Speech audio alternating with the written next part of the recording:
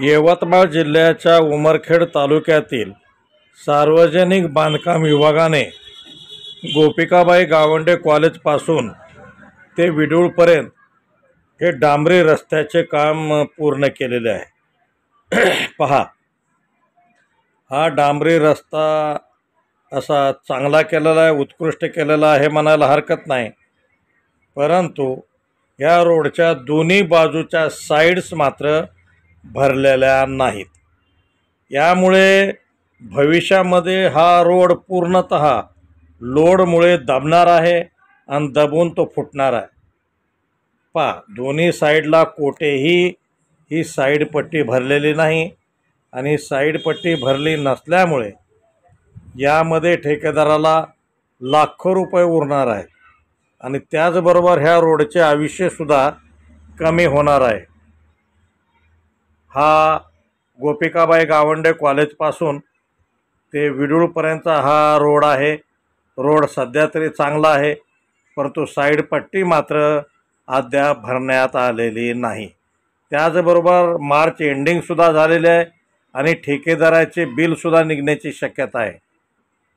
सार्वजनिक बांधकाम विभागाचे उपअभियंता दुधे यांनी या बाबीची गंभीर दखल घेऊन ह्या रोडच्या दोन्ही साईडच्या साईड पट्ट्या त्वरित भरून घ्याव्यात।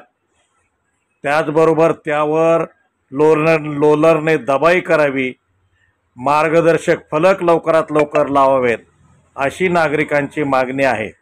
अन्यथा ह्या परिसरात सतत परेशान असलेल्या नागरिकांना रोड सध्या चांगला आहे, परंतु किती दिवसात हा खराब होईल हे सांगता येत नाही। त्यामुळे लवकरात लवकर साईड पट्टी भरावी, मार्गदर्शक फलक लावावे अशी या परिसरातील नागरिकांची मागणी आहे।